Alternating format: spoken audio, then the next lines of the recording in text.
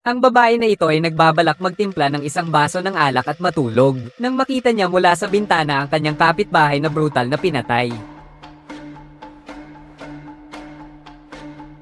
Natarante siya at agad na tinawagan ng pulis. Pagkatapos, nawalan siya ng pag-asa at tumakbo papunta sa bahay ng kapitbahay, sa ilalim ng malakas na ulan, na may takot siya sa ulan. Pagkatapos ng ilang beses na paghihirap, siya ay nawala ng malay. Nang magising, nakita niya ang sarili niyang nakahiga sa sofa sa bahay. Nang may marinig siyang ingay kaya dali-dali siyang tumayo at tumingin sa labas. Dumating na ang mga pulis sa pinangyarihan ng krimen. Kinukwestiyon na nila ngayon ang asawa ng biktima, pero hindi nagtagal. Dumating ang mga pulis at tinanong kung bakit nagsampa ng peke. Nang reklamo si Lisa, dahil pagkatapos nilang mag-imbestiga, walang nangyaring pagpatay dito. Ngayon ay nasa biyahe ang babaeng kapitbahay papuntang trabaho. Nakita ang pulang alak at mga pampatulog sa lamesa. Hininola ng mga pulis na si Lisa ay nagkaroon ng delusyon dahil sa sobrang pag-inom ng alak. Pero ipinaliwanag ni Lisa na hindi siya uminom ng marami. At wala ring delusyon na nangyari. Hindi siya pinaniwalaan ng mga pulis. At binalaan si Lisa na huwag mag-report ng maling insidente sa hinaharap.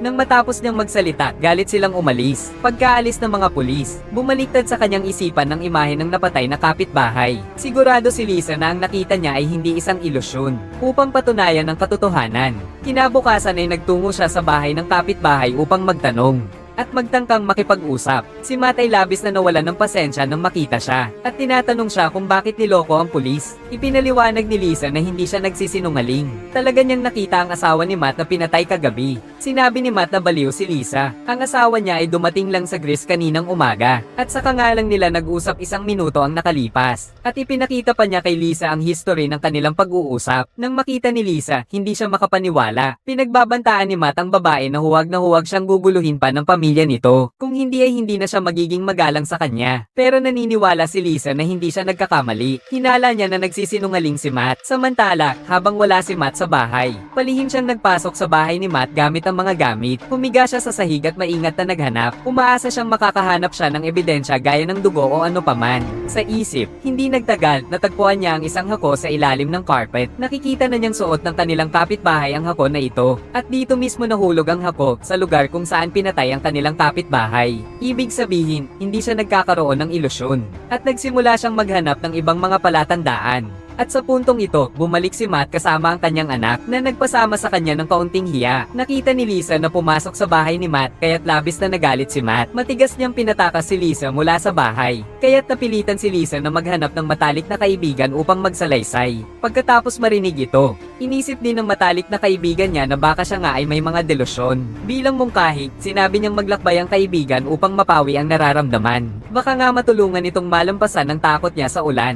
Nang marinig iyon ni Lisa, parang may katuturan. Kinabukasan, nag-empake siya papuntang paliparan.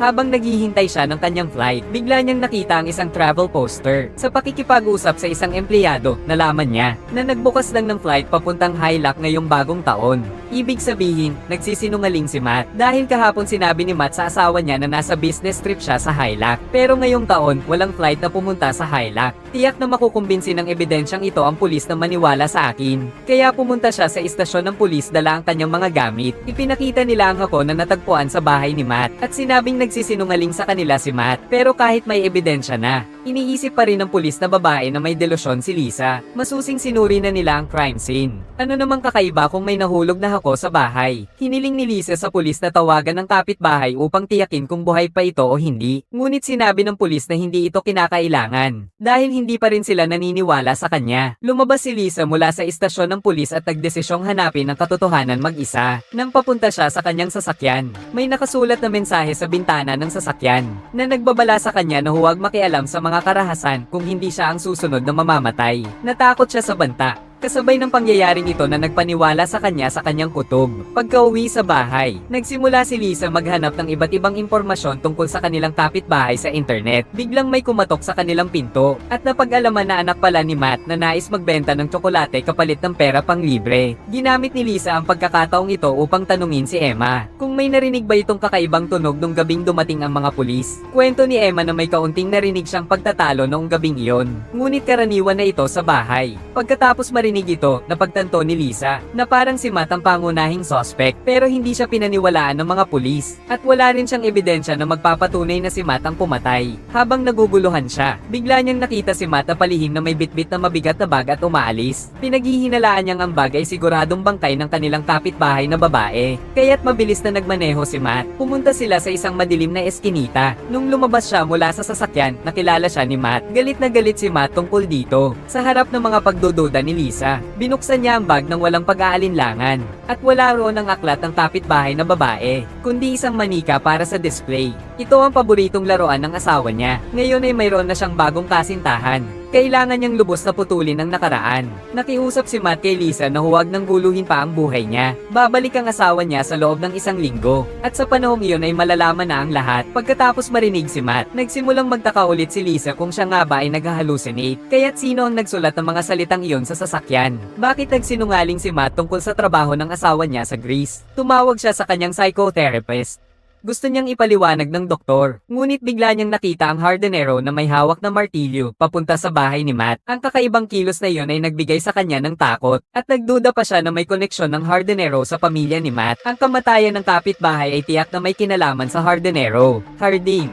Habang iniisip niya, lalong naguguluhan si Elle at tumakbo palabas ng bahay. Pero umuulan sa labas, kaya't mayroon siyang phobia sa ulan at hindi makatakbo ng ilang hakbang. Ngunit sa pagkakataong ito, ipinaglalaban niya ang kanyang takot. Maaaring mapahamak ang pamilya ni Matt. Si Elle, na may matigas na katawan, ay nagsusumikap magpatuloy. Sa wakas, narating niya ang pintuan ng bahay. Ngunit pagbukas niya ng pinto, nabulag siya nang nakita niyang tanawin. Nakita niyang nakahandusay ang hardinero sa pool ng dugo, at nalaman niyang kakatanggap lang niya ng tawag para sa paghahatid ng martilyo. Sa puntong iyon, narinig ang sigaw ni Emma mula sa loob ng kwarto. Nagmamadaling tumakbo si Lisa, pero pagpasok niya, nakita niyang si Matt din ay nakahandusay sa dugo, at hawak ni Emma ang martilyo sa kamay. May kakaibang ngiti sa kanyang labi. Natulala si Lisa nang makita niya ito. Ipinaliwanag ni Emma na iyon lang ang ginawa nito. Ginamit daw nito ang kutsilyo para patayin ang kanyang stepmother. Dahil nangako ang stepmother na bibilhan siya ng crayon pero hindi ito natupad.